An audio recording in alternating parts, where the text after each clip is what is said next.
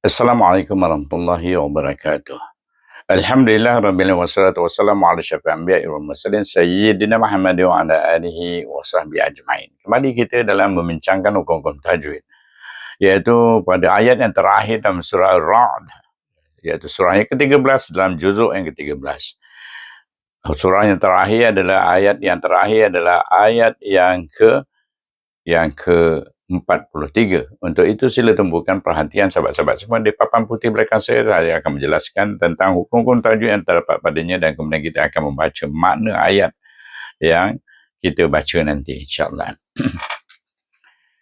Kita mulai dengan ta'awuz. A'udzubillahi minasyaitonirrajim. Bismillahirrahmanirrahim. Baik, kalimah yang pertama yang kita jumpa ialah wa yakul. Baik, kalau kita menyambung, kita baca wa yakulul lazina. Mana ada hukum antara kalimah wa yakul dengan al-lazina. Pertama kita jumpa dalam wa yakul itu sendiri, pada wa yakulu itu kita baca ma asli pada ku, kerana terdapat huruf berbaris waw, qaf berbaris waw bertemu dengan huruf waw. Lam bertemu dengan alif lam ta'rif, iaitu lam ta'rif alif lam syamsiah. Maka hendaklah kita idgham syamsikan tu lam baris waw itu kepada huruf lam. Lam yang pertama dalam huruf lam yang bertasydid itu, iaitu lam waw lam lul. Wa yakulul, dan lam alif la zal yazi dibaca dengan ma'asri juga. Wa yakulul lazina kafaru, nakafaru, antara nun dengan kaf ni tak ada apa hukum, terus saja sambung. Allazina kafaru. Ru pula bertemu dengan waw. Waw ada waw sepasnya terdapat untuk alif mustadirah tak dibaca. Ada pada tulisan yang warna biru ni. Ada pada tulisan, tidak ada pada bacaan. Yang kita perlu baca yang sini dengan betul, iaitu ra, waw, baris waw bertemu dengan waw dibaca dengan ma'asri dua harakat. Lasta pun tak dijaga hukum juga. Lam alif sim lasta alif ta. Ya, dan kita tentukan bertemu dengan huruf ta dengan mim, tak ada apa-apa hukum di sana. Mur, mim wara, mur dengan tebal bacaannya kerana dia baris hadapan sebelum ra yang sukun itu sim alif sa.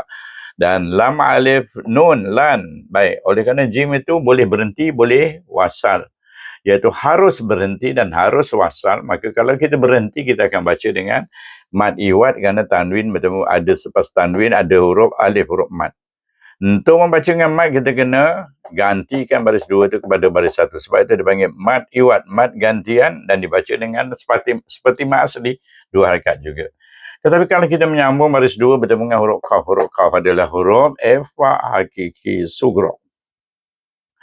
Maka hendaklah kita baca dengan ifa hakiki sugro dengan dengung dua harakat. Mursalam kul, dan kaf walam lam sukun, sambung saja kaf walam kul. Kafa fa alif, ada alif sepasnya, alif kecil tu dibaca dengan ma asli. Billahi, bayabi, bertemu dengan alif lam syamsiah, itu lam ta'rif terdiri pada alif lam syamsiah, maka hendaklah dibaca dengan idgham syamsi.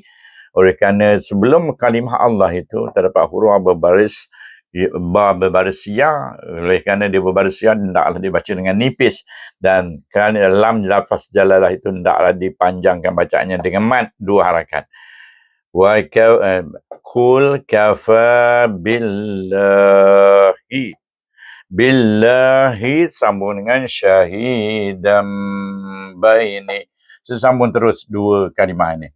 Ini satu kalimah. Syim ada syahayahi, ada ya ma'asli dua harakat. Tanwin ini adalah tanwin bertemu dengan huruf ba. Sebab itu di bawah tanda mim, kerana bunyinya, bacaannya macam mana? Bacaan iqlab dengan dengung dua harakat. Syahidam, bibir tertutup. Itu menunjukkan mahras mim bacaannya tu. Sebab itu dia huruf mim. Syahidam baini, bai dibaca dengan lin kerana sebelum ya terdapat huruf berbaris alif. Ya akan dibaca dengan mad sekiranya terdapat huruf berbaris ya. Sebelumnya ba berbaris ya, baru baca dengan mad. Ya, oleh kerana dia berlawanan, maka ia akan bersifat lin. Dan bacaan tu namanya bacaan lin. Bai mudah sebutnya dan lunak menyebutnya. Nun ya ni. Dan dia ma'asli. Wa bainakum, bai sekali lagi bacaan lin. Nun alif na. Kahwa mim, baik sekali ini kita bertemu dengan mim, hukum mim sakinah. Maksudnya apa? Mim mati kalau disebut dulu. Iaitu mim yang tak ada baris. Ini bukan baris, ini menunjukkan tanda bacaan izhar. Pada ha tu, pada mim tu. Manakah huwa mim tu dibaca dengan izhar. Dan oleh kerana dia berkaitan dengan hukum mim, maka dinamakan syafawi. Izhar syafawi, macam mana nak baca dia? Wa bainakum wa man. Terus saja. Kum dengan wa. Tak ada dengung bacaannya. Dia wa bainakum wa man. Walih wa mim alif nun. Nun ada tanda sukun menunjukkan bacaan izhar. Kenapa dibaca dengan izhar man ini? Nun adalah huruf dengung. Tak dibaca dengan dengung kerana dia bertemu dengan huruf izhar. Huruf ain adalah huruf halqiyah, huruf izhar. Antara huruf izhar, huruf halqum tu. Jadi dibaca dengan izhar halqi. Halqiyah, halqi. Dan ain yang nun sakinah bertemu dengan huruf dal. Dal adalah huruf efa kubra. Efa hakiki, maka kita kena membaca dengan efa hakiki, dinamakan hukum tu efa hakiki kubra, kerana dia bertemu dengan huruf kubra, huruf data atau ta, di sini huruf dal, maka dibaca dengan efa hakiki kubra dengan dengung dua harakat. Indahu hu pula kha damir berantara huruf dal yang membaris, ain yang membaris, ataupun disebut kha damir berada antara dua huruf yang membaris dan huruf yang kedua itu bukan hamzah, maka hendaklah dibaca dengan mad dua harakat, dinamakan hukumnya mad silah qasirah. Okey, ain ya lam mim waw alif lam hamzah wal lam tu. Mim waw lam mul dengan izzah kamari, kerana ini adalah alif lam kamariyah. Kaf ya ke ta alif, ada alif dibaca dengan mad situ. Jadi apa bacaan mad ni? Kalau kita sukunkan huruf yang terakhir, huruf ba itu, kita baca dengan mad arif disukun. Huruf mad bertemu dengan huruf sukun yang mendatang. Kenapa dia nak panggil sukun mendatang? Kerana kita datangkan. Kita berhenti pada huruf ba tu. Maknanya kita mendatangkan huruf ba itu. Sebab dia panggil huruf mendatang. Sukun mendatang. Apabila benda berlaku, kita baca dengan mad, dia sukun boleh 2, boleh 4, boleh 6. Tetapi oleh kerana huruf ba ini, apabila disukunkan, dia akan melantun. Kerana dia adalah terdiri pada huruf-huruf yang bersifat qalqalah, maka dia melantun dan dia berada di hujung kalimah dan tidak dibaca wasal dengan kalimah berikutnya. Kita akan baca dengan qalqalah kubra. Okay? Jadi lantunnya kuat. Baik, selesai kita baca ayat tersebut. A'udzubillahi minasyaitonirrajim. Bismillahirrahmanirrahim. Tarik nafas panjang. Wa yaqulul ladzina kafaru lasta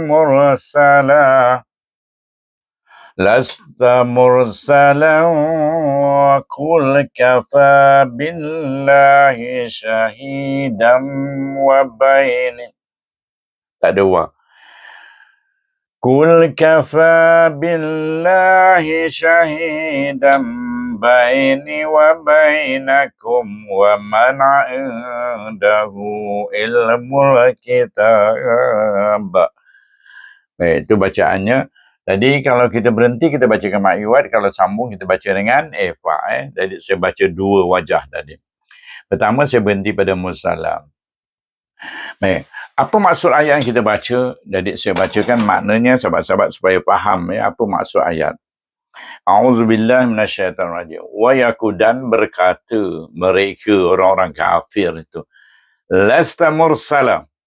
Dia tak percaya Nabi itu ataupun Rasul itu adalah palsu, kata dia. Kamu bukan seorang yang dijadikan Rasul. Maksudnya dasar palsu lah pada mereka. Baik. Maksudnya berkatalah orang-orang kafir, kamu bukan seorang yang dijadikan Rasul. Katakanlah. Bila kita dengar orang bercakap macam tu, orang kafir berkata macam tu, apa Nabi, Allah suruh Nabi katakan pada mereka? Cukuplah Allah yang menjadi saksi di antara engkau orang kafir dengan aku sebagai Rasul. Allah tahu bahawa aku memang diutus untuk menyampaikan risalah Allah pada kamu semua manusia. Dan di antara orang-orang yang mempunyai ilmu Alkitab. Iaitu cukup Allah menjadi orang-orang yang berilmu dari ahli kitab Taurat, kitab Injil itu ataupun kitab Zabur, dia tahu bahawa Nabi Muhammad SAW telah tercatat dalam kitabnya akan muncul seorang Nabi dan Rasul yang dilantik oleh Allah SWT yang terakhir, iaitu Nabi Muhammad SAW. Jadi itulah dia tentang ayat itu. Jadi jangan kita risau kalau orang tak percaya pada Nabi Muhammad, tak apa. Jadi Allah akan memberitahu kita bahawa Allah akan menjadi saksi sekiranya benda itu tidak benar dikatakan oleh mereka orang-orang kafir itu. Ya, Allah menjadi saksi di akhirat besok, tahulah dia. Nabi Muhammad itu Rasul ke bukan. Ya. Jadi dengan itu saya sudahi dengan wabillahi taufiq wal hidayah. Wassalamualaikum warahmatullahi wabarakatuh. Semoga Allah memberi petunjuk, taufik dan hidayah kepada kita semua, insya-Allah.